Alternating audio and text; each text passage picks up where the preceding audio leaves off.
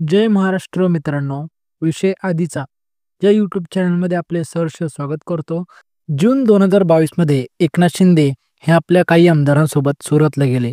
त्यानंतर ते गुवाहाटीला गेले आणि तिथे गेल्यानंतर शिवसेनेच्या 40 आमदारांनी त्यांना पाठिंबा दिला. सध्या झालेल्या निवडणुकीमध्ये या 40 आमदारांमधील काही आमदारांचा पराभव झालेला आहे आणि ते कुठले आमदार आहेत आणि असे कुठले मतदारसंघ आहेत हेच आपण या व्हिडिओच्या माध्यमातून एकदम सविस्तररित्या पाहणार आहोत. व्हिडिओ शेवटपर्यंत बघा. तर त्यातील प्रथम आहेत यामिनी जाधव. भायखळा विधानसभा मतदारसंघातून यामिनी जाधव हे शिंदे गटाकडून होत्या, तर त्यांच्या विरोधात होते ठाकरे गटाचे मनोज जामसुदकर हे होते. मनोज जामसुदकर यांनी यामिनी जाधव यांचा पराभव 31,361 मतांनी केला. आता पुढचा बघूया मतदारसंघ, तो म्हणजे आहे महेकर विधानसभा मतदारसंघ. या मतदारसंघामध्ये शिंदे गटाचे होते संजय रायमुलकर आणि ठाकरे गटाचे होते रामभाऊ खरात.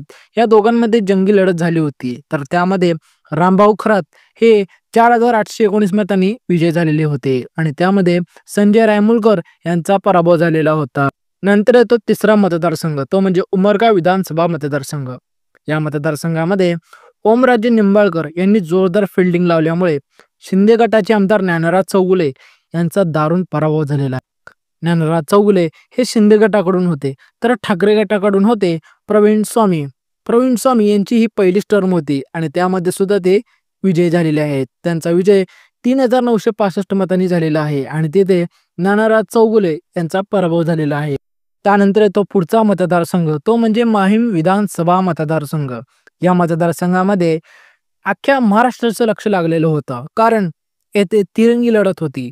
एक होते शिंदे गटाचे आमदार सदा सरवणकर, दुसरे होते ठाकरे गटाचे आमदार महेश सावंत, तर तिसरे होते ते महत्त्वाचे म्हणजे राज ठाकरे यांचे सुपुत्र अमित ठाकरे हे होते. या तिरंगी लढतीमध्ये सदा सरवणकर यांना पडली 48,897 मतं, तर महेश सावंत यांना भेटली 50,213 मते, तर अमित ठाकरे यांना भेटली 33,062 मते. या लढतीमध्ये महेश सावंत यांचा विजय हा फक्त 1,316 मतांनी झालेला होता आणि त्यामुळे शिंदे गटाच्या आमदाराचा म्हणजे सदा सरवणकर यांचा इथे पराभव झालेला होता. त्यानंतर येतात शिंदेच्या गटामध्ये सगळ्यात फेमस असलेले आमदार.